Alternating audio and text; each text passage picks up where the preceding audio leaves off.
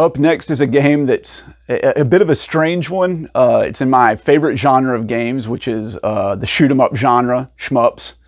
And it's a game that was on a compilation done recently by M2, the masters of porting games. And that is GG ALESTE 3 on the PS4. So like I said, this is a compilation of the ALESTE games that came out on the Game Gear in Europe and in Japan and some in the United States. And M2 ported them over and did a fantastic job. I haven't played them yet, but everything I've heard has been fantastic. But they decided to make a sequel to those games. It's a modern sequel, but it's designed to play on a old school Game Gear console. And I think they just knocked it out of the park. And most people that are the fan of this genre are agreeing with me. It made the honorable mentions on the shmupsforum.com top 25 shmups of all time list its very first year, which is like unheard of. Most of the games on that list have been there for decades, you know. And like I said, it's a vertical shmup that's designed for the Game Gear. It has flicker and everything. It's 8-bit, but it looks amazing. It's probably one of the best 8-bit looking games I've ever seen. You know, and I imagine it would really push the system if you could, you know, actually play it on there if it was on a physical Game Gear cartridge. Of course, if you don't like the flicker, you can always turn that off and do the same with the slowdown. The game's designed for it, and it makes it much more difficult without it. But if that's your sort of thing, go right ahead. But the gameplay is very simple, and it's a lot of fun. You basically collect these different power-ups that are represented by different letters. And there's a wide variety of them, and you know they're all viable, which is usually rare in a game like this, where there's only one or two. In this version, or in this game, the C power-up is my favorite of all.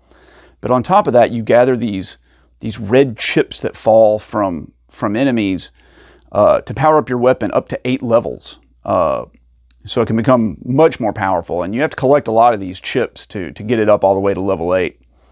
And if you die, your power level will drop, you know, 1 or 2 levels. But it starts you where you died, so it's pretty forgiving. If you do lose all your lives and you have to continue, you'll have to go all the way back to the beginning of the stage. On top of that, for every 20 of these chips you collect, it'll give you a shield that'll let you absorb 1 single hit. And as soon as you take that hit, you have to collect 20 more chips. So there's this kind of risk-reward system where you're trying to maintain your power level while keeping these 20 chip buffers to get this shield going. And as you can see, the graphics are gorgeous and the music's fantastic. I know I can't play it on here. I don't want to get a copyright strike, but take my word for it, it's great. And man, I would just love to see it run on an actual Game Gear. The game is really beginner friendly, and it has a fair difficulty curve.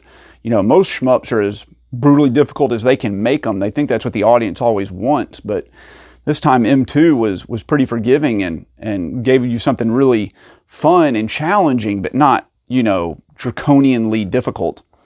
But they did include a special mode, which is like the harder version, and it adds suicide bullets and tougher enemy patterns and everything you would expect to ramp up the difficulty. And it's fun. I really like it. I think it's kind of the, you know, where I spent most of my time, but man, it is a lot more difficult.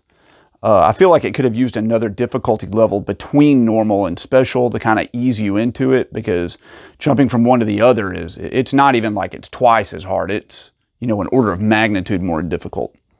Some of the negatives with the game, though, despite the fact that it is very good, is there are 7 stages, and they can get a little long and a little repetitive. I feel like they could have been cut down, especially the stage where you're flying around the outside of the rocket ship that's taking off. Man, that level feels like it goes on forever, and you're just fighting the same enemies over and over again.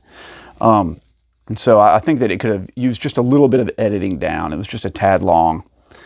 Also, there's a bit of Gradius syndrome to the game. If you're not familiar with that term, Gradius syndrome is where, it's taken from the game franchise Gradius, where it's all about building up your ship through these power-ups to get, you know, gradually stronger and stronger. But if you die, you lose all your power-ups.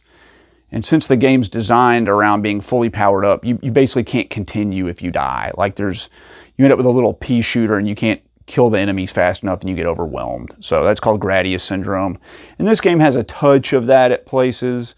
It can be a little forgiving, but man, getting from level 7 to level 8 by collecting those red chips, you have to collect like 64 of them, and enemies only drop like 4 at a time. So you need to avoid getting killed at all cost. I mean, that's usually the case with most shmups, right? But this one is definitely more on that side of learning to master the game without ever really dying. Or if you do die during the early levels. So how was GG ALESTE 3?